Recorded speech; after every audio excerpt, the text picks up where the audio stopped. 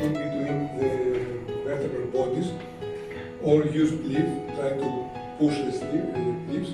So nowadays they can do ready-to-use spinal cages. This is an interesting case report from Imanisi 2015, who is a patient, an old patient who has a chondrosarcoma, and they try to avoid the operation.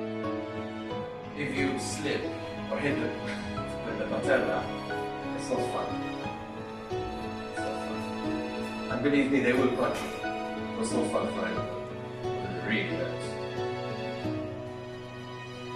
So you really have to have access to the tissues without like a bone marrow.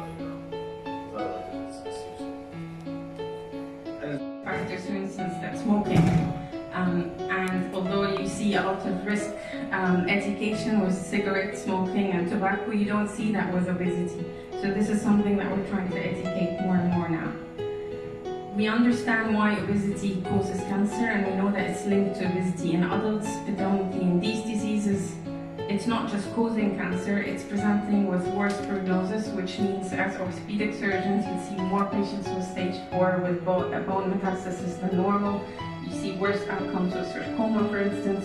So we're trying to prevent that so that you... And again, if you're looking at fecal assays in your surgery, you'll see that people are already deficient before surgery. So even when you see the patient in clinic, they have pancreatic cancer, yes, you're focused on arranging their surgery. We start everybody on pancreatic enzyme replacement before surgery because they're malnourished. So, importantly, when you treat for pancreatic insufficiency, because of the pandemic, okay? That's 6 million people. So how are we going to manage that? How are we going to create new lists, etc.? It's going to be interesting, and the challenge is going to be how we do all that as we go forward. So I started already. Thank you so much. And of course, the WHO is helping us with a digital intervention, saying we've got to create digital solutions to those problems. So that's a key part of what we do. And in the UK, it's supported by documents, white papers, and policies from government. In the panel here, this is a patient with peritoneal metastases, and conventionally you'd look at this and you'd say, there's no way we're going to operate on someone like this.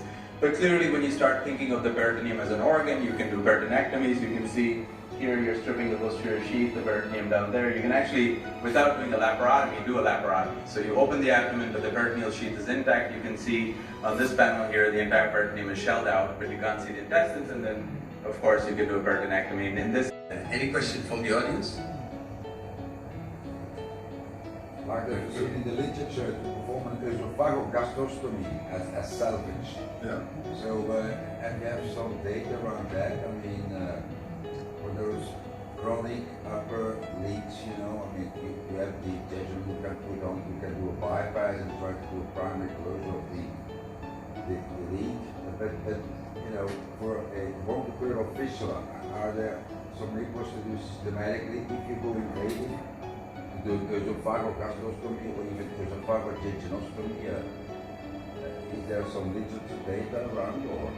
Well, I've seen only a few case series and a few personal experiences. I think that smaller bougies, as highlighted earlier in today's talks, are associated with a higher leak as well. And then the association of the aggressive stapling at the bottom end of the stomach, which can inadvertently result in a stricture or narrowing at the bottom end, is another risk factor that increases the likelihood of a leak developing after the surgery. Amongst the other theories is that if we're really close towards the angle of this and we inadvertently staple the esophageal wall, we're more likely to develop a leak.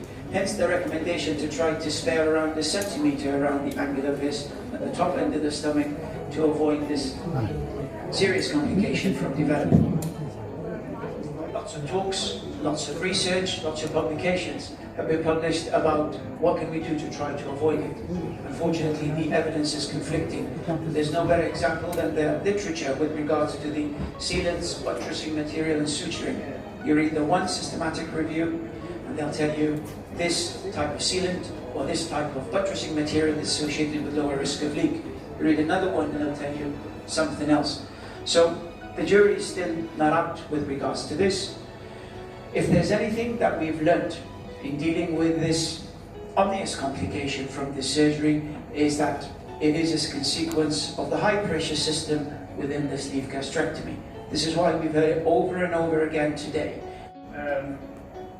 It's about 10 centimetres long, 20 mil volume. How do I know that? Because it looks like a 20 mil syringe. It's long and thick.